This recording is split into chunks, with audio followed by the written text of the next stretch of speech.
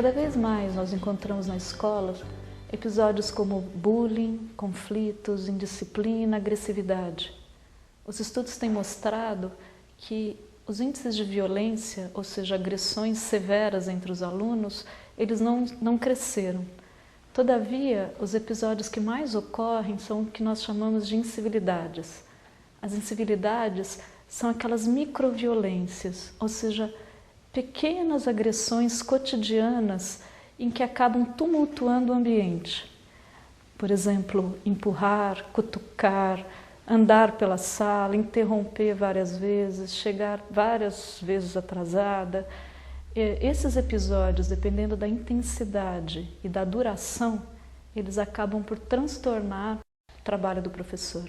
Os estudos têm mostrado que esses episódios recorrentes têm gerado desânimo nos professores, têm desestimulado principalmente os professores que trabalham com crianças mais velhas. Pesquisas realizadas em escolas públicas e particulares mostram que a concepção dos educadores sobre os conflitos entre os jovens, entre as crianças, é de que é algo negativo, ou de algo que tem que ser evitado. Isso fica muito evidente, por exemplo, numa situação de furto, em que os professores ficam tão incomodados que acabam, inclusive, por culpabilizar a vítima. Por exemplo, numa situação em que furtaram figurinhas, é comum que o professor vire para a criança e diga: mas por que é que você trouxe material estranho à aula? Como se a responsabilidade do furto fosse dela. Então, isso é análogo a dizer: se eu for assaltada numa rua, por que é que eu estava andando na rua de madrugada? Então, essa situação é só para ilustrar como os professores se sentem inseguros e despreparados ao lidar com situações de conflitos.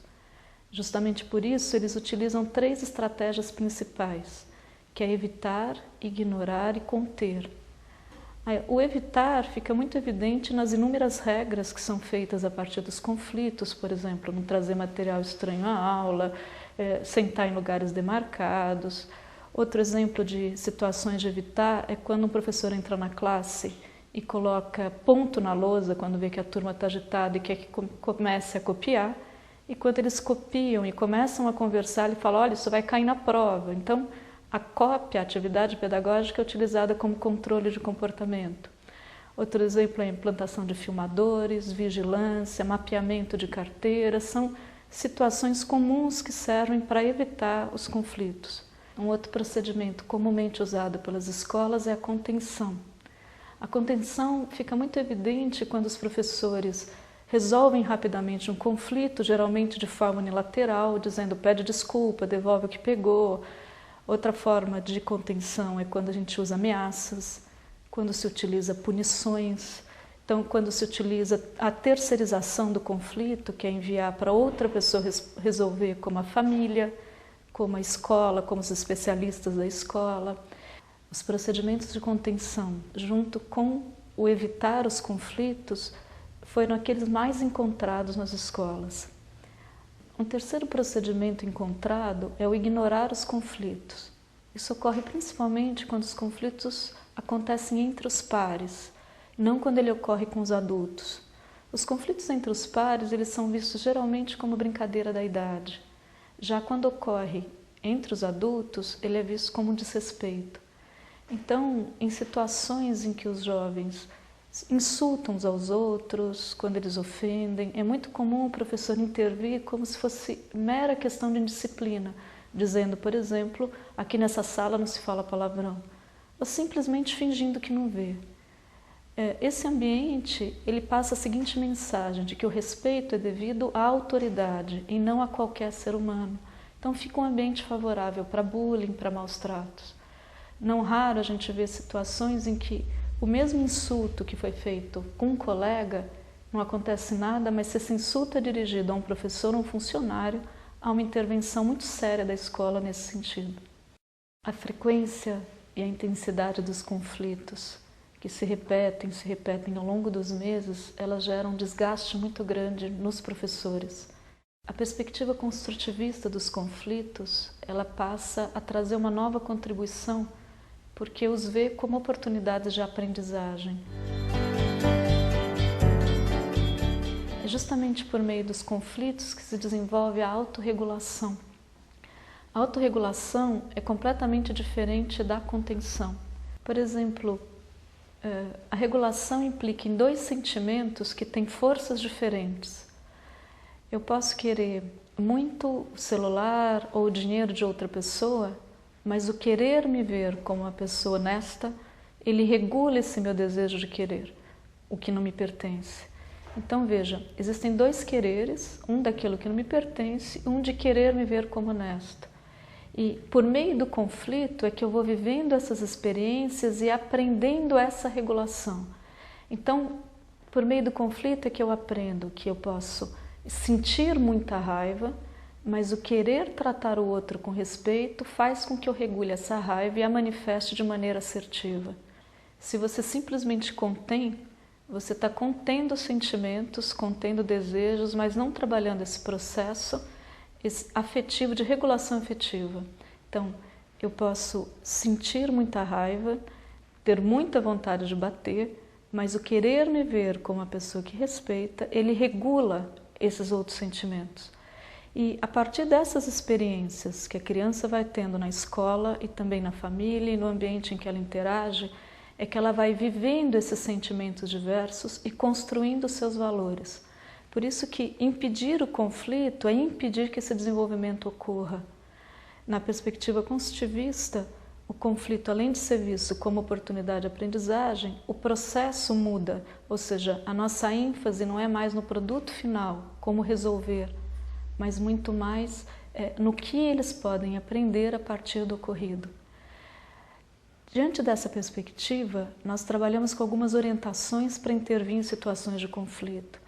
Uma delas é a necessidade de controlar as reações, de não agir de maneira impulsiva, considerando sempre que, nesse processo, a ideia da aprendizagem está presente. Então, é muito comum que a gente planeje as intervenções. Ou seja, a nossa pergunta, o que ele vai aprender com o ocorrido, pode resultar em várias ações, e não numa única no momento da intervenção, no momento do conflito. A outra orientação que nós seguimos é uma ideia de sempre envolver os alunos no processo de resolução. Nós nunca tiramos as pessoas envolvidas num conflito de pensar sobre aquilo que eles causaram, nas consequências dos seus atos. Se a nossa ideia é promover o desenvolvimento, esse sujeito precisa ser ativo num problema que ele está causando, ou seja, pensar no que foi feito, quais foram as consequências do ato, quais são as possibilidades. Então, o professor não resolve o conflito por eles e nem diz como fazer. Por outro lado, ele também não terceiriza a solução para a família nem para especialistas, mas ele coloca o jovem, os envolvidos num conflito, para pensar, para deduzir, para chegarem a soluções por si mesmo. Outra característica importante de um processo de resolução do conflito é sempre considerar que os sentimentos são importantes e necessários, mas que os atos é que são contidos e regulados, ou seja, ele tem todo o direito a sentir raiva, a sentir ódio, mas as ações que manifestam isso, elas têm que respeitar princípios como respeito, como justiça, como cooperação, solidariedade. É preciso também considerar que um fator que interfere é a qualidade do ambiente sociomoral. A qualidade do ambiente sociomoral, ela é decisiva para o aumento das situações de conflitos. E essa qualidade do ambiente sociomoral, ela implica numa relação mais respeitosa, ela implica numa relação entre professor-aluno ou entre os alunos, em que haja predominância de cooperação. Além disso, é fundamental o cuidado do trabalho com o conhecimento, que ele tem que ser algo em que o sujeito é ativo, em que as atividades não são mecânicas ou sem significado, porque se isso ocorre gera o tédio, gera o desinteresse. E, obviamente, nessas situações há um aumento da quantidade de conflitos.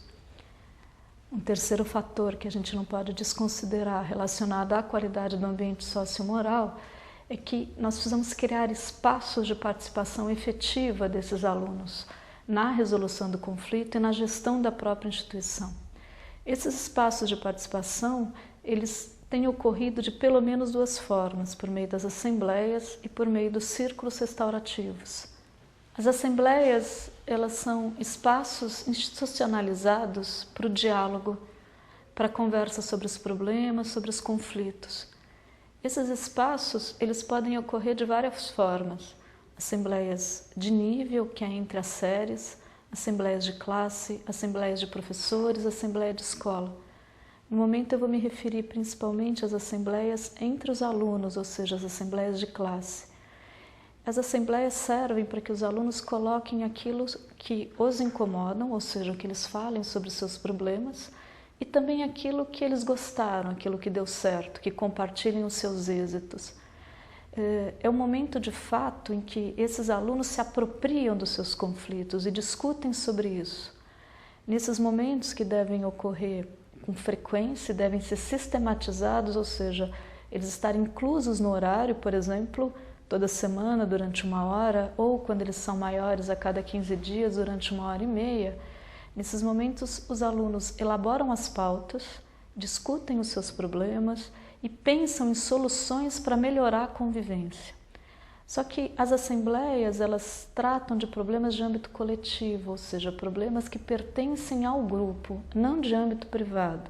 Então, os meninos que passaram a mão nas meninas, as crianças que não são escolhidas para jogarem, esses assuntos, como nós vamos usar a quadra, esses assuntos são assuntos coletivos, ou seja, podem ser discutidos pelos grupos que acabam, de alguma maneira, atingindo a maioria. Quando se fala numa assembleia, é importante alguns cuidados. Por exemplo, ela é impessoal, se fala de fato e não de pessoas. Uma outra questão importante é que durante as assembleias, primeiro se discute o que está acontecendo. Depois vai se pensar nas causas do problema, ou seja, por que isso está acontecendo, para somente depois se pensar em soluções para o problema. As soluções, elas têm sempre que incidir sobre as causas, ou seja, ser coerente com aquilo que gerou o problema, e elas também têm que respeitar princípios como justiça, como respeito, como solidariedade. Então, ou seja, elas nunca podem ser humilhantes, elas nunca podem ser punitivas, elas nunca podem ser desrespeitosas. Um outro cuidado importante é que as assembleias, elas são sempre legislativas e não judiciárias. Legislativa é quando eles vão discutir como resolver e não qual é a sanção para aquele que não cumpriu a regra. Isso não cabe à assembleia pelas próprias características do desenvolvimento das crianças. Já um outro espaço de participação que tem tido bons resultados no processo de resolução de conflitos são os círculos restaurativos. Eles foram implantados na escola como uma forma de mediação dos conflitos de âmbito privado, ou seja, conflitos particulares. Por exemplo, 2 jovens que brigam por causa de um namorado, situações em que um está insultando o outro ou danos à propriedade. Nos círculos restaurativos, há a presença de um facilitador que tem o objetivo não simplesmente reparar um dano, mas principalmente restaurar essas relações. Durante os círculos, os envolvidos procuram voluntariamente esse espaço para lidar com o conflito que está incomodando. O facilitador incentiva que os jovens ou as crianças coloquem as suas perspectivas, sentimentos, ou seja, a sua versão sobre os fatos.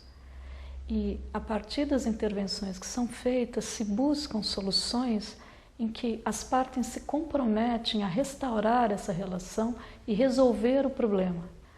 As assembleias e os círculos restaurativos, quando bem trabalhados e quando os princípios que os sustentam são efetivamente respeitados, têm contribuído muito para se implantar uma cultura de restauração e uma cultura de respeito na escola.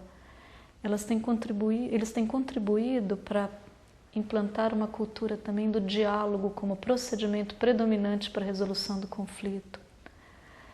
Não adianta nós termos um projeto pedagógico para a autonomia, boas intenções com relação à aprendizagem do diálogo e do respeito como estratégias de resolução de conflito e não oferecer efetivamente um espaço na escola que efetivamente promova o desenvolvimento dessas características.